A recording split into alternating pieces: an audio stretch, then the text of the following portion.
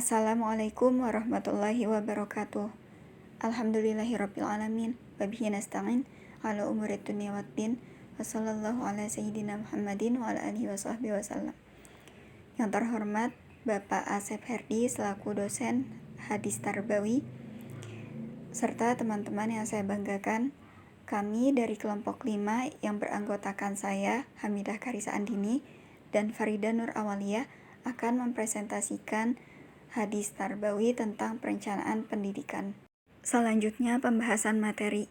Mungkin langsung saja, yang pertama akan dipaparkan oleh saya dan dilanjutkan oleh Farida Nur Awaliyah. Pembahasan yang pertama yakni mengenai hadis perencanaan pendidikan. Bismillahirrahmanirrahim.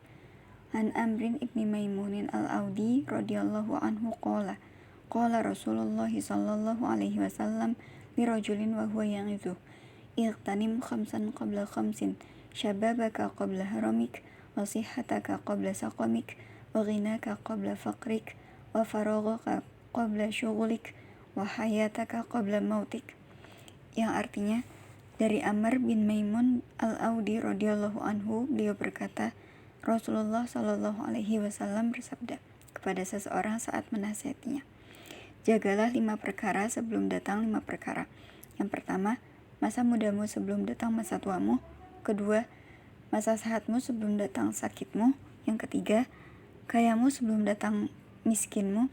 Keempat, kesehatanmu sebelum datang masa sempitmu. Dan terakhir, masa hidupmu sebelum datang kematianmu.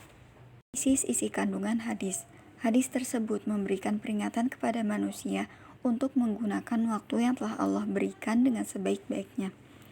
Di hadis ini, Rasulullah menggunakan kata iltanim yang berasal dari kata kerja iltanama yang bermakna mempergunakan sesuatu dari hasil rampasan perang. Hal tersebut mengisyaratkan bahwa 5 perkara yang telah disebutkan tadi dianalogikan sebagai rampasan perang yang harus segera direbut dengan strategi dan taktik agar bisa dimanfaatkan. Hadis ini juga menegaskan bahwa waktu terus bergerak, bergeser, dan berputar. Kita harus bergerak selagi masih pagi, selagi masih kuat, selagi masih muda, selagi masih sehat, dan selagi masih hidup. Nah, sebelum melakukan perencanaan, pentingnya kita untuk menyusun dan memperbanyak niat atau tujuan. Karena Nabi mengatakan dalam hadisnya, innamal a'malu binniyat. An-niyah menurut bahasa itu berarti tujuan. Menurut Al-Baidawi, niat merupakan ungkapan tentang gerakan hati terhadap sesuatu yang dilihatnya sejalan dengan tujuan untuk mendatangkan manfaat atau menyingkirkan madorot. Selanjutnya, pengertian perencanaan pendidikan. Perencanaan secara ringkas berarti suatu rangkaian proses kegiatan menyiapkan dan menentukan seperangkat keputusan mengenai apa yang diharapkan terjadi dan apa yang akan dilakukan. Jadi, menurut Yusuf Enoch, perencanaan pendidikan adalah suatu proses yang mempersiapkan seperangkat alternatif keputusan bagi kegiatan masa depan yang diarahkan kepada pencapaian tujuan dengan usaha yang optimal dan mempertimbangkan kenyataan-kenyataan yang ada, baik di bidang ekonomi, sosial, budaya, serta aspek menyeluruh dalam suatu negara. Selanjutnya, tujuan perencanaan pendidikan. Yang pertama, sebagai standar pengawasan, yaitu untuk mencocokkan antara pelaksanaan atau tindakan pemimpin dengan program atau perencanaan yang telah disusun. Yang kedua, untuk mengetahui kapan pelaksanaan perencanaan pendidikan itu dilaksanakan. Yang ketiga, untuk mengetahui siapa saja yang terlibat dalam pelaksanaan program atau perencanaan pendidikan. Yang keempat, sebagai pedoman bagi pelaksanaan kegiatan-kegiatan. Yang kelima, untuk meminimalisir terjadinya beragam kegiatan yang tidak produktif dan tidak efisien. Yang keenam, untuk memilih berbagai alternatif tentang cara terbaik atau kesempatan untuk memilih kombinasi cara yang terbaik, sehingga memberikan gambaran secara menyeluruh tentang kegiatan yang harus dilakukan. Yang ketujuh, untuk pengawasan atau evaluasi kerja.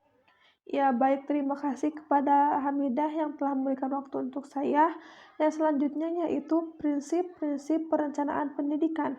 Yang pertama, perencanaan itu bersifat interdisipliner, yaitu harus mencakupi berbagai bidang ilmu pengetahuan karena pendidikan itu sendiri sesungguhnya interdisipliner, terutama dalam kaitannya dengan pembangunan manusia. Yang kedua yaitu bersifat fleksibel.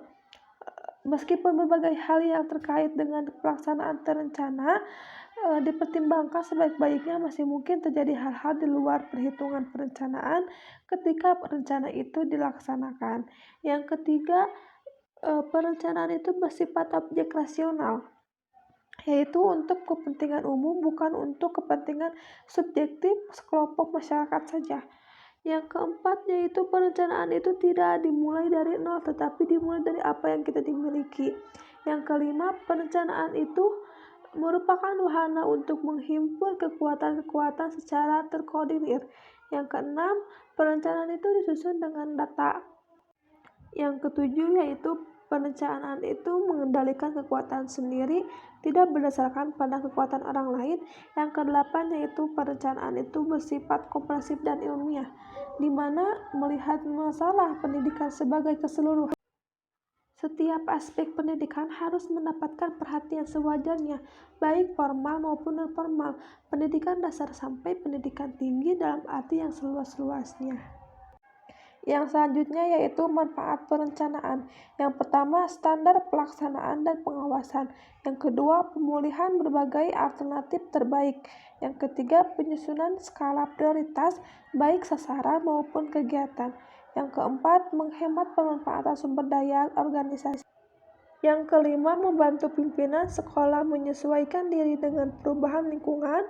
Yang keenam, alat memudahkan dalam berkoordinasi dengan pihak terkait. Dan yang ketujuh, yaitu alat minimalkan pekerjaan yang tidak pasti. Yang selanjutnya yaitu ruang lingkup perencanaan dalam pendidikan. Yang pertama, perencanaan dari dimensi waktu. Yang kedua, perencanaan jangka panjang atau long term planning dalam jangka waktu 10 tahun ke atas. Yang ketiga, perencanaan jangka menengah yaitu medium term planning dalam jangka waktu 3-8 tahun. Yang keempat, perencanaan jangka pendek short term planning dalam jangka waktu maksimal 1 tahun. Yang kelima, perencanaan dari dimensi spesial.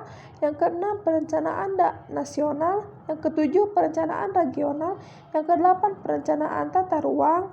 Yang kesembilan, perencanaan dari dimensi tingkatan teknis perencanaan.